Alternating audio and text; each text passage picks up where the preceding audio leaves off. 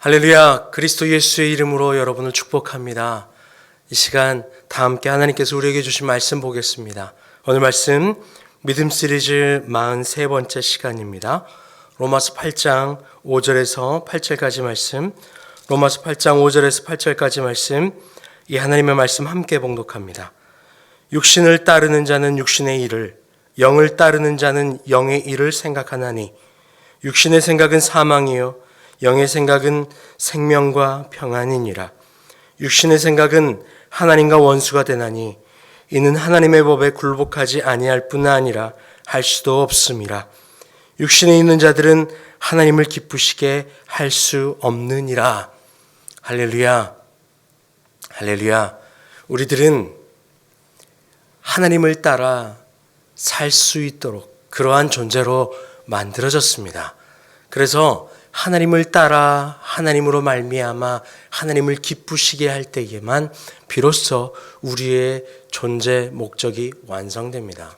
이것이 바로 하나님이 우리를 향하여 만들고자 하셨던 그 창조가 완성되어지는 것이죠.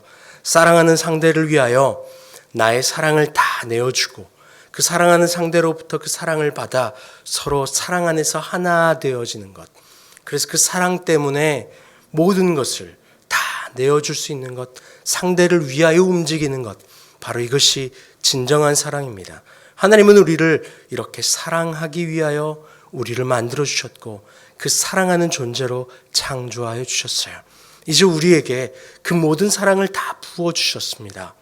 그 사랑을 부어주셨는데 그 사랑을 부어주신 만큼 이제 우리에게 그 사랑의 공이 넘어왔습니다. 사랑을 돌려드리는 것이죠. 서로 사랑한다는 것이 바로 이러한 의미일 겁니다. 한쪽의 일방적인 사랑이 아니라 서로 사랑할 때에 그때에만 비로소 그 안에서 모든 두려움이 사라지게 됩니다. 사랑이 없다면 어떻게 될까요? 그 사랑이 없다면 두려움과 염려 안에서 살아갈 것입니다. 이 사랑은 결국 이 안에 무엇을 받았느냐에 대한 개념입니다. 내가 사랑하는 것이 내 안에 채워지게 되어 있거든요. 다시 한번 오늘 말씀 5절과 6절을 볼까요? 육신을 따르는 자는 육신의 일을, 영을 따르는 자는 영의 일을 생각하나니. 따른다라는 표현을 쓰고 있습니다. 이 따른다라고 하는 것은 마음 안에 그것을 사랑한다, 그것을 사랑하기에 순종한다. 따르다라고 하는 원어에는 여러 가지 의미가 있습니다만 따르다, 순종하다, 이러한 의미입니다. 그것을 따라가고 그것을 순종할 때는 그것이 내 마음 안에 들어와서 그것이 내 삶의 모토가 되었고 그것이 내 삶에 나를 이끌어가는 방향이 되는 겁니다. 결국 사랑은 우리의 삶의 방향을 결정합니다. 내 삶의 방향이 어디를 향해 있느냐에 따라 그것을 위하여 걸어가고 그것 때문에 걸어가고 그것으로 살아갑니다. 그것이 나의 에너지가 되니 말이에요. 부모님들은 많이들 자녀가 내 목적이 되기도 합니다. 자녀가 내 목적과 방향이 되기도 해요. 육신을 따르는 자는 육신의 일을, 영을 따르는 자는 영의 일을. 오늘 말씀에서 정확하게 두 가지를 분리하고 있습니다. 하나는 육신의 일, 하나는 영의 일 말이에요. 육신을 사모하여 육신으로 따라가느냐, 내 정욕으로 따라가느냐, 눈에 보이는 것으로 따라가느냐, 아니면 보이지 않는 것으로 따라가느냐, 크게 이렇게 두 가지로 구분해 볼 수 있을 거야. 그것은 보이지 않는 것을 사랑하느냐, 보이는 것을 사랑하느냐라고도 말을 바꿔볼 수 있습니다. 보이는 것은 보이지 않는 실상을 증거하고 실상을 바라볼 수 있게 하는 증거입니다. 이 보이는 것 너머에 보이지 않는 것을 바라보는 것, 바로 이것을 히브리서 11장 1절에서는 믿음이라고 이야기합니다. 그것이 바로 오늘날 우리에게 요구하는 것이에요. 그러니 우리는 보이는 것 너머에 보이지 않는 실상을 바라보는 겁니다. 보이지 않는 실상이 누구입니까? 바로 우리 주 여호와 하나님입니다. 보이지 않는 하나님을 참으로 보는 것처럼 여기는 것, 모든 현장과 모든 순간, 모든 눈에 보이는 환경 안에서 보이지 않는 하나님을 먼저 느끼고 그분을 인정하여 드리는 것, 바로 이것이 우리의 신앙에 있어 첫 번째 단계인 절대 주권을 인정하는 단계일 것입니다. 사랑하는 것. 바로 이것이 사랑하는 거예요. 보이지 않는 하나님을 만나지도 못했고 듣지도 못했고 사랑하지도 않으면 그것을 마음으로 듣고 따라갈 수가 없어요. 오늘 말씀 6절을 다시 한번 볼까요? 육신의 생각은 사망이요 영의 생각은 생명과 평안이니라. 그 결과도 나와 있습니다. 육신의 생각은 사망이에요. 육신을 따르면 사망이래요. 그런데 영을 따르는 자는 생명과 평안이래요. 영을 따르는 자는 생명과 평안을 가지고 있어요. 생명은 영생을 이야기하는 겁니다. 영원한 생명 말이에요. 흔들리지 않는 생명 말입니다. 그리고 평안이 더불어 찾아옵니다. 그 이유는 무엇일까요? 보이는 것 너머에 하나님이 그것을 통치하고 계신다는 보이지 않는 실상을 인정하며 바라보는 사람들이니까 보이는 환경 때문에 마음이 흔들리지 않아요. 두려움이 찾아오지 않아요. 보이는 환경 때문에 염려하지 않아요. 그렇기 때문에 생명과 평안을 유지할 수 있는 겁니다. 보이는 것 너머에 보이지 않는 하나님이 참으로 우리를 붙잡고 계신다는 사실을 인정하니 말입니다. 그런데요, 반대로요. 보이는 것밖에 보이지 않는 삶, 보이는 것 너머에 나를 향하신 하나님의 그 크신 사랑의 속삭임과 손길과 인도하심을 바라보지 못하면요, 보이는 것 안에서 내가 반응하는 거죠. 보이는 것이 내게 어렵다고 여겨지면 낙심되고 절망하는 거예요. 보이는 것이 내게 어렵다 여겨지면 낙심하고 상심하고 실패했다 여겨지고 자책하고 절망하는 거예요. 그러니 평안은 온데간데 없이 사라져버리죠. 무엇 때문에? 보이는 환경 때문에, 육신 때문에, 육체 때문에, 육을 따르기 때문에, 육을 사랑하기 때문에, 반대로 보이지 않는 영을 사랑할 수 없기 때문에 명확합니다. 여러분, 오늘날 이 땅을 살아갈 때 여러분 안에 어떠한 마음이 드시나요? 때로는 먹고 사는 문제 때문에 두려움과 염려가 찾아올 때가 있어요. 물론 있습니다. 그리고 사람 때문에 염려가, 두려움이, 근심이, 걱정이, 절망감이, 실패감이 들어올 때가 있어요. 그런데 여러분, 그것이 다입니까? 아니요. 그 환경도 통치하고 인도하시는 이는 하나님이라는 사실이에요. 보이지 않는 그분을 인정하는 것, 바로 이것이 영을 따라가는 일이에요. 따라간다라고 하는 의미는 순종한다는 의미며 사랑한다는 의미고, 그것을 마음의 주인으로 마음으로 담는다는 의미입니다. 보이는 것을 따라간다는 의미는 육을 따르다는 의미예요. 다시 한번 5절 말씀을 잘 묵상하여 보십시오. 육신을 따르는 자는 육신의 일을, 영을 따르는 자는 영의 일을 생각하나니. 내가 생각하고 있는 것이에요. 환경을, 사람을, 물질을 온통 보이는 것만을 생각하며 살아가면 뭐가 있을까요? 평안은 없어요.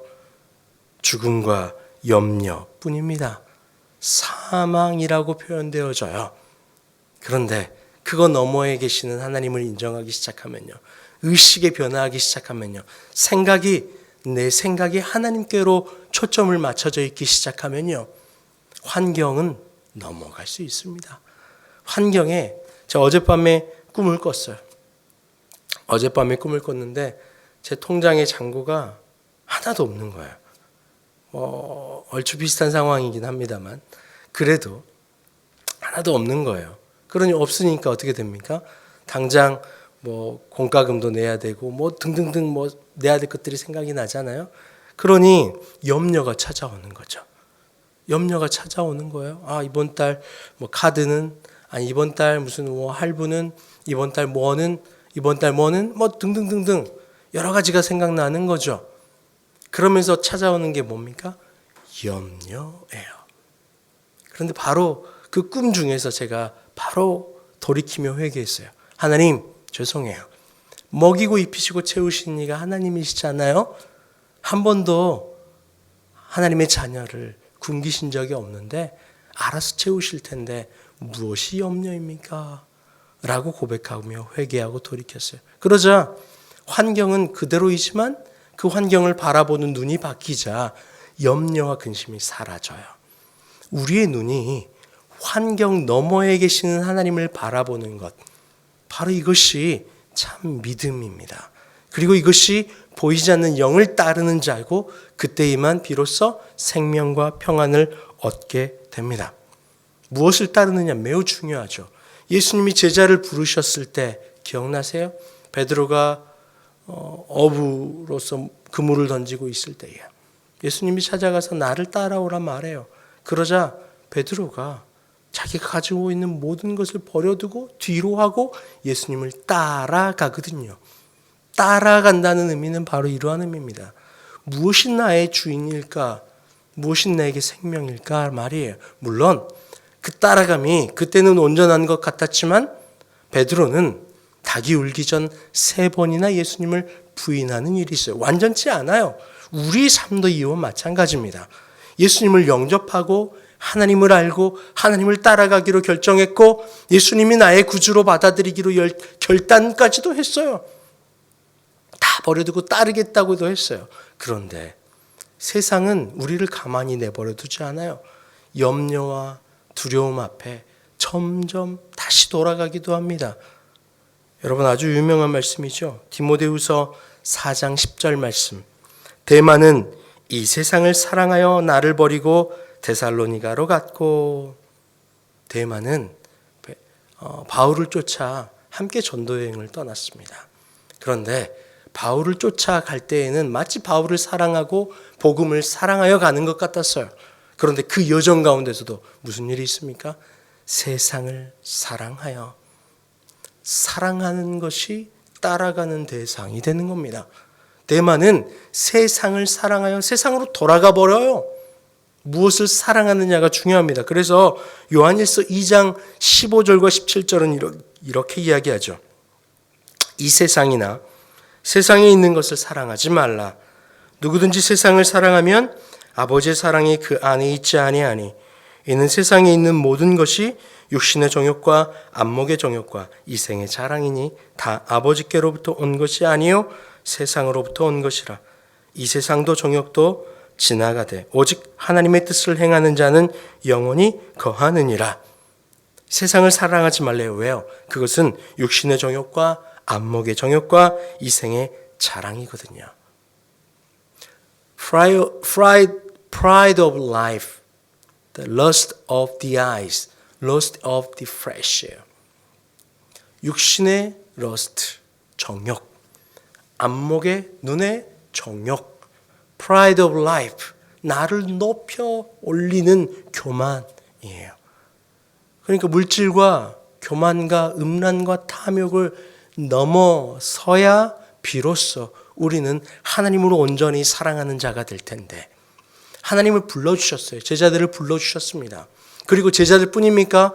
많은 무리들도 예수님이 행하시는 이적을 보고 따랐던 걸 볼 수 있습니다. 요한복음 6장 2절 말씀에 큰 무리가 따르니 이는 병자들에게 행하시는 표적을 보았음이로라. 예수님께서 병자를 낫게 하시고 안식일에 손 마른 사람을 치유하신 이후에 유대인들은 예수님을 어떻게 하면 죽일까 모의합니다. 그때에 여전히 예수님을 따라 많은 무리들은 예수님이 움직일 수조차 없을 정도로 많은 무리가 달려들기 시작하죠. 그때도 그들을 예수님을 따르다라는 표현을 쓰고 있어요. 마가복음 3장 7절과 9절 말씀. 예수께서 제자들과 함께 바다로 물러가시니 갈릴리에서 큰 무리가 따르며 유대와 예루살렘과 이두메와 요단강 건너편과 또 두로와 시돈 근처에서 많은 무리가 그 하신 큰 일을 듣고 나오는지라. 예수께서 무리가 애워싸 미는 것을 피하기 위하여 작은 배를 대기하도록 제자들에게 명하셨으니 무리들은 예수님이 많은 이적을 행하신다는 이야기를 듣고 예수님을 따라갑니다. 제자들도 예수님을 따라왔어요. 많은 무리가 예수님을 따랐다라고 이야기해요. 예수님을 따라가는 일, 누구든지 나를 부인하고 자기 십자가를 지고 나를 따라오라고 하잖아요. 예수님을 따라오라면. 그런데 그게 하루아침에 되지 않는다고요. 제자들도 예수님을 따라갑니다. 그런데 각자 자신의 마음 앞에 무엇이 있었냐면 자신이 사랑하는 걸 쫓아 따라가요. 예수님을. 자신의 사랑하는 그 이상향을 투영하여 예수님을 따라갑니다. 아픈 자는요. 내 아픔을 치유해 줄 것이 당신이라고 생각하고 그 치료자 예수님을 바라보고 따라가요. 혹은 귀신 들린 자는요, 이것을 고쳐주실 분이 예수님이라 생각하고 예수님을 따라가는 거예요. 진리에 갈급하는 사람은요, 그것을 가르쳐 주실 분이 예수님이라 생각하고 따라가는 거예요. 물질이 필요한 자는 예수님께 가면 무언가 있을 거야 라고 하면서 따라가요. 모두 다 내 사랑하는 마음, 내 육신의 정욕, 이생의 자랑, 안목의 정욕, 육신의 정욕 다 그대로 장착한 채, 덕지덕지 몸에 붙인 채 내 사랑하는 건 그대로 세상에 두고 예수님이 내 사랑하는 것을 이루어줘야 될 대상으로 바라보며 따라간다는 거예요. 그런데 그 무리들은요, 예수님이 그 무리들을 반겨하셨나요? 물론 예수님이 하실 일들을 하셨지만 예수님은 그 무리들을 피해서 떠나가셨어요. 예수님의 관심의 대상은 무리들이 많이 모이는 게 아니었어요. 오히려 그 자리를 피하셔서 작은 배를 대고 제자들을 거기에 올려 보냅니다. 사복음서에 모두 등장하는 오병이어의 사건이 등장하죠. 오병이어의 사건에 보면 무려 5천 명이나 되는 사람들을 예수님이 먹이세요. 그리고 먹이시고 그들이 이제 예수님을 왕으로 추종하고 왕으로 세우려고 막 소리 지르고 합니다. 제자들도 막 들떠 있어요. 예수님의 관심이 많은 무리가 모이는 것이었고 그렇게 높은 자리에 올라가는 것이었다면 그들의 요구에 기뻐하셨을 거예요. 그런데 예수님은 그들의 요구에 기뻐하시는 내색은 하나도 하지 않으시고 오히려 그 자리를 피하시는 걸 봅니다. 마태복음 14장 19절에서 23절 말씀, 무리를 명하여 잔디 위에 앉히시고 떡 5개와 물고기 2마리를 가지사 하늘을 우러러 축사하시고 떡을 떼어 제자들에게 주시매 제자들이 무리에게 주어 다 배불리 먹고 남은 조각을 12바구니에 차게 거두었으니 먹은 사람은 여자와 어린이 외에 5천 명이나 되었더라. 예수께서 즉시 제자들을 재촉하사 자기가 무리를 보내는 동안에 배를 타고 앞서 건너편으로 가게 하시고 무리를 보내신 후에 기도하러 따로 산에 올라가시니라. 저물매 거기 혼자 계시더니 예수님은 예수님의 관심이 수많은 무리와 그 무리들이 결집하는 데 있지 않았음을 보여주고 계셨어요. 제자들도 그 안에서 혼돈과 그들의 그 궁중 심리 안에 갇혀서 그들이 경외하고 높이는 것을 원치 않으셨어요. 그래서 제자들도 빨리 무리를 배에 타 한적하게 배를 타 갈릴리 호수로 보내셨고 예수님도 무리들을 해산시키신 이후에 홀로 기도하러 올라가셨습니다. 그 수많은 무리가 예수님을 따랐지만 그들의 마음 안에는 여전히 예수님을 따라가지만 내 안에 내 사랑하는 것은 하나도 변하지 않았거든요. 그러니 여기서 따라간다는 의미와 오늘 말씀에서 따른다는 의미는 완전히 다른 거예요. 육신을 따르는 자는 육신의 일을, 영을 따르는 자는 영의 일을 생각하나니 그들은 예수님을 따르고 있지만, 무리가 예수님을 따르고 있지만 그들의 마음은 여전히 세상을 따르고 있는 거고 여전히 육신을 따르고 있는 것이었어요. 아니나 다를까 그들은 예수님이 십자가에 죽으시는 그 순간에 모든 무리들은 예수님을 부인했고 심지어 그들은 예수님을 죽이라 소리치는 자들이 되기도 했습니다. 왜냐하면 내 기대와 내 욕심을 그가 이루어주지 않았거든요. 그러니 여전히 예수님을 따라간다고 모였지만 그 따라감이 예수님을 사랑하는 것은 아니었다는 거예요. 내 마음 안에 사랑하는 것은 여전히 나였고 여전히 내 자랑이었고 내 욕심이었고 내 자랑이었어요. 그러니 그들을 따랐지만 여전히 세상을 사랑하는 것이었어요. 그러니 세상을 따르는 것과 영을 따르는 것은 명확하게 두 개가 구분되어질 것입니다. 오늘날을 살아가는 수많은 교회를 다니는 종교인들도 마찬가지예요. 교회를 다니지만 예수님을 따른다고 따라가지만 여전히 우리의 삶의 모습은 완성되지 않은 채 세상을 따르고 세상을 사랑하는 그 모습 그대로 있습니다. 그러니 뭐가 없어요? 생명과 평안이 없이 살아가요. 너무나도 안타까운 일이죠. 복음을 들었지만, 교회에 나오지만 평안이 없어요. 기쁨이 없어요. 감사가 없어요. 그 이유는 바로 내 안에 무리처럼 예수님을 따라가지만 내가 사랑하는 것을 그대로 따라가는 걸 봅니다. 그 무리들은요, 조그마한 시험 앞에 흩어져 버리고 또 심지어는 따라가는 모양은 취하고 있고 심지어 파송받아 함께 동역하는 것 같지만 사역자이지만 대마처럼 세상을 사랑하여 다시 돌아가 버립니다. 바로 그 이유는 이 안에 여전히 육신을 따르는 자로 육신의 일을 생각하며 살아가고 있거든요. 오늘 말씀 7절을 다시 한번 볼까요? 육신의 생각은 하나님과 원수가 되나니 이는 하나님의 법에 굴복하지 아니할 뿐 아니라 할 수도 없음이라. 육신에 있는 자들은 하나님을 기쁘시게 할 수 없느니라. 육신에 있는 자는 하나님을 기쁘시게 할 수 없습니다. 하나님을 기쁘시게 할 수 있는 유일한 자는 바로 보이지 않는 하나님을 사랑하는 자입니다. 그리고 그분을 따르는 자입니다.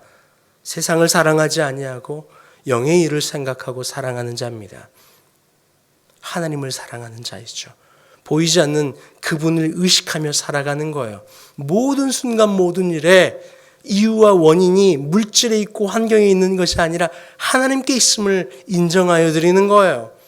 그러니 이것을 내게 주시니가 실수하지 아니하시고 좋으신 아버지고 나를 사랑하시니까 내가 이것을 좋다고 선이라고 받아들이지 못하는 내 이해가 없을지라도 그것은 선이에요. 그래서 그것을 믿음으로 고백하는 거예요. 하나님, 내가 지금 느끼기에 이 환경 좋지 않은 환경처럼 보이지만 이 환경은 해석하는 것은 내 주관이었고 이 환경을 주시는 하나님이시기에 분명히 내게 좋은 환경으로 주셨을 줄 믿습니다. 그러니 이 환경을 선으로 하나님이 나를 향한 사랑으로 해석하고 받을 수 있도록 하여 주세요. 라고 고백하는 거예요. 그러니 감사가 나오는 거죠. 그러니 기쁨이 나오는 거예요. 그러니 어떤 환경에서도 흔들리지 않는 평안이 있는 겁니다. 할렐루야. 여러분 모두가 육을 따르지 아니하고 영을 따라 매 순간 흔들리지 않는 참된 평안, 세상을 따라가지 아니하고 예수 그리스도를 따라감으로 정말 흔들리지 않는 생명과 평안을 누리기를 간절히 축원합니다. 함께 기도할까요? 하나님 감사합니다. 저희들을 붙잡아 주셔서 감사합니다. 사랑하여 주셔서 감사합니다. 그리고 저희들을 통치하시고 인도하셔서 감사합니다. 매 순간이 하나님이 나를 향한 통치의 순간임에도 불구하고 그것을 잊고 의식하지 못하고 살 때가 많이 있습니다. 그리고 내 원하는 것과 내 사랑하는 것, 육신의 정욕과 안목의 정욕과 이생의 자랑을 쫓아 살 때가 있었습니다. 하나님 여전히 그러한 모습들 가득 보이지만 넘어지지만 완전히 넘어져 쓰러지지 않는 이유는 하나님께서 우리를 붙잡고 계시기 때문입니다. 나약하고 연약한 우리들 다시 한번 붙잡아 주셔서 하나님을 의식하게 하시고 하나님을 사랑하여 하나님을 따라가는 저희가 되게 하여 주시옵소서. 나를 부인하고 예수님을 따라가는 우리가 되므로 매 순간 기쁨과 평안이 차고 넘치게 하여 주시옵소서. 이 시간 그러한 마음 담아 주님 앞에 예물 올려드립니다. 예물 받아 주시옵소서. 감사하며 예수님의 이름으로 기도합니다. 아멘. 이제는 우리 주님 예수 그리스도의 은혜와 아버지 하나님의 그 크신 사랑하심과 성령의 교통 감동 감화 충만케 하신 역사가 이 시간 우리를 사랑하셔서 하나님을 사랑함으로 말미암아 하나님 안에서 온전케 되기를 원하는 주님의 모든 자녀들 위해 이제부터 영원토록 함께 하시기를 간절히 축원하옵나이다. 아멘.